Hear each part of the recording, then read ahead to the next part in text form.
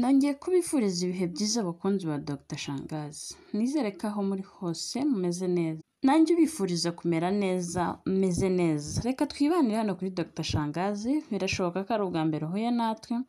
Kora subscribe, ubundi ukande like, follow, ubundi ujye ukora ku kazogera kugira ngo ujye ubona buri kiganiro cyose Dr Shangazi arekuye. Ni byiza kandi kutwandikira muri comment ukatubwira icyo wifuza ko tuganira.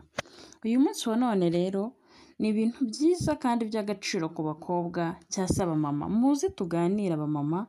Uyu munsi ni mwebwe tugiye kwibandaho, nubwo harimo ingingo zimwe na zimwe zigiye zireba abagabo, namwe ntimutujye kure kuko mwa basore mwe birashoboka ko ibintu bijya bibabaho ntimusobanukirwe mukagira ngo ni ibindi bintu umukobwa yashatse gukora cyangwa se afitemo ubugome, uburangazi, ubujura. Oya, muze tuganire ku mpamvu ituma bino bintu biba kandi bigiye bigaruka mu majenerasiyo menshi yagiye atambuka kugeza n'ahazaza. Rega ntibyenda guhinduka kuko urukundo ruhora ari rumwe.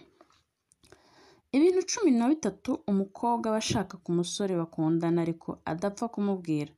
Ibi ntabwo biba ku mukobwa gusa, hari n'abadamu uyu munsi babanye n'abagabo babo ariko abagabo babo batazi amarangamutima yabo kubera iki barabihisha. Uyu mukobwa afite utuntu na tumwe agenda akora akagukwereka geste ariko we nk'umugabo ntusobanukirwe.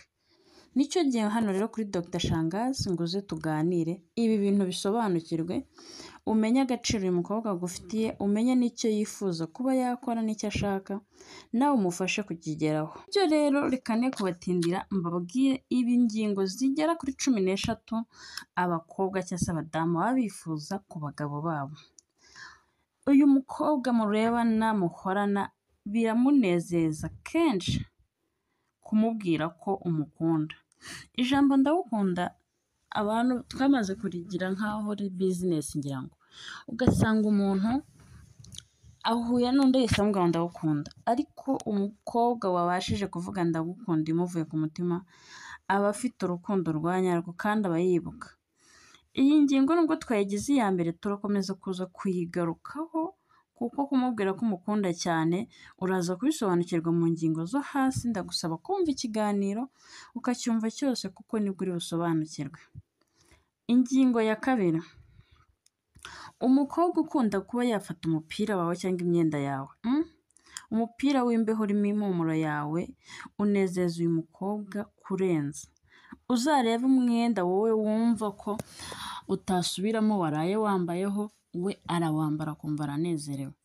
Abenshi ubu mugiye gutekereza ati keretse iyo twite. Oya, kuba twite agatwarira umugabo we ni kimwe no kuba yarantekereza gutwara uyu mupira akawambara igihe cyose mutari kumwe, nacyo ni ikindi.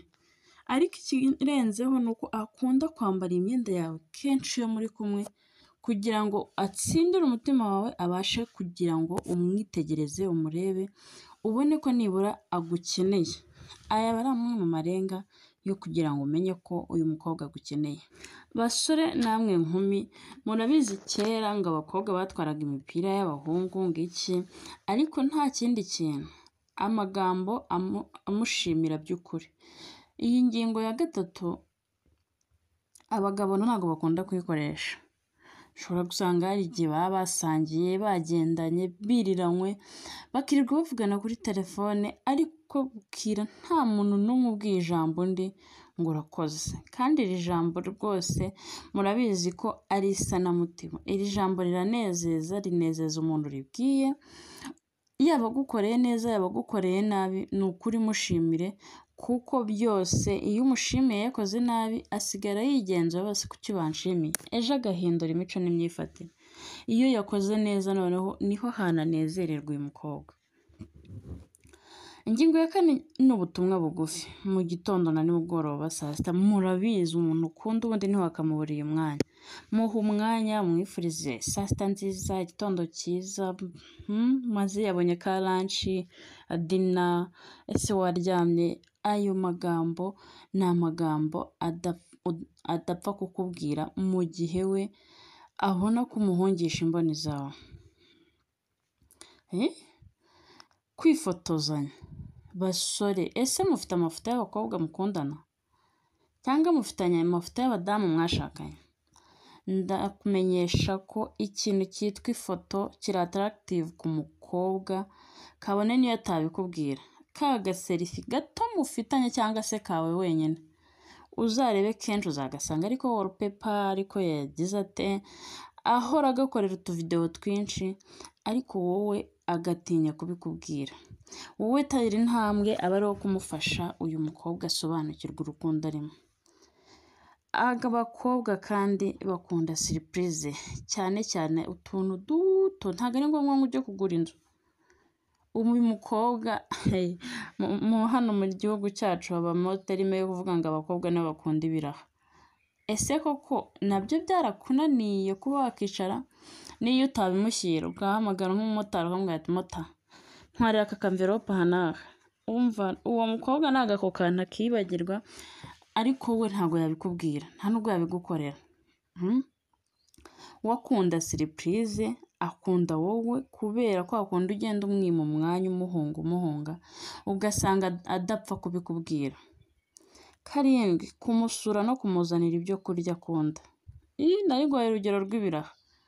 Ni ukuri uyu mukobwa wariye wanyoye akabona keya ntabwo yakwibagirwa.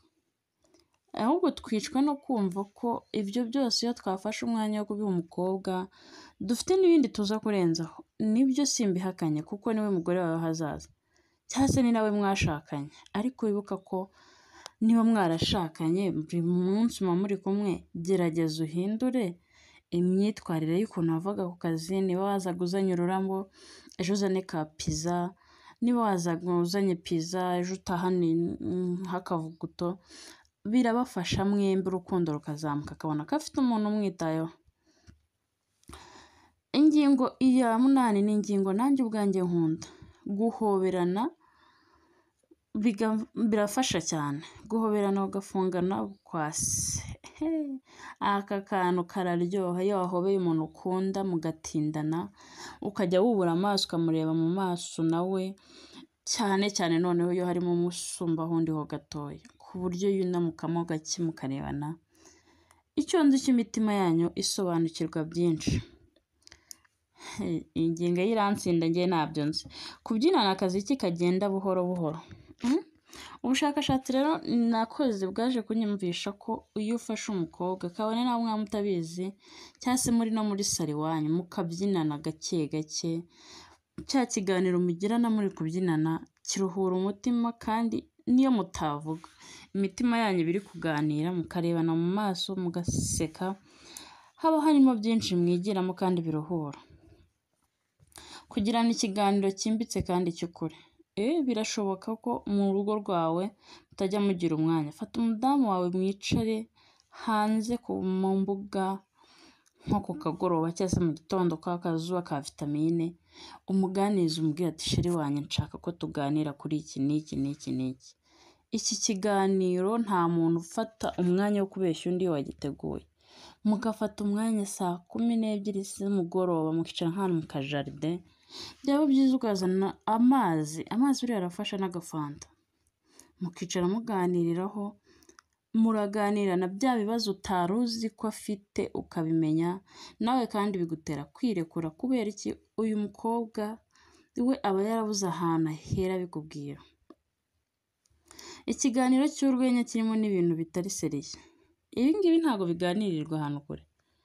Mwebwe niba mwicaranye ushobora kuzana ibintu bitari seriye, ukarigaruka muri za story za kera muteretana nk'abantu mwashakanye, cyangwa se bari muri fiançailles, umusore n'inkumi mugiteretana, ugasanga uzanye n'ibintu bitari seriye. Niba mwavugaga nko ku mateka ugahita ukubitamo ibintu by'imipira, uyu mukobwa aranezerwa, akunda kukubona useka wishimye.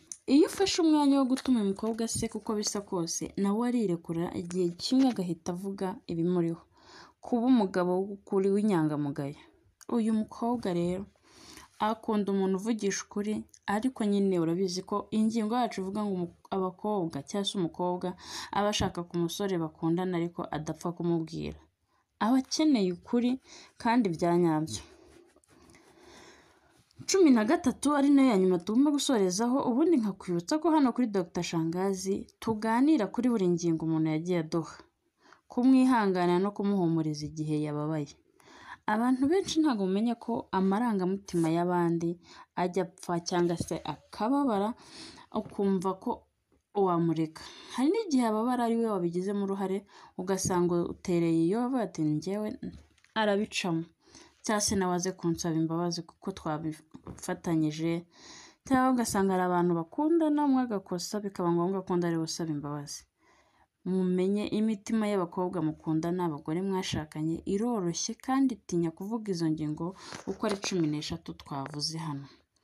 Nkuko nabibwiye, kumubwira uko umukunda cyane, umupira w'imbeho uri mu mpumuro yawe, amagambo amushimira by'ukuri, ubutumwa bugufi kakandi kenshi nyine saa sita na nimugoroba, kwifotozanya, kumukorera surprise ku tuntu duto na duto, kumusura no kumuzanira ibyo akunda, guhoberana, mugafungana bukwasi, kubyinana akaziki, gukina, kugirana ikiganiro gito, ikiganiro cy'urwenya, kuba umugabo w'ukuri no kumwihanganisha mu gihe yababaye. Ibi bintu birafasha uko ari 13. Ntimugacikwe rero kuri Dr. Shangazi, haba inama z'ukuri kandi inama zidufasha. Imana ibahe umugisha rero bakunzi banjye.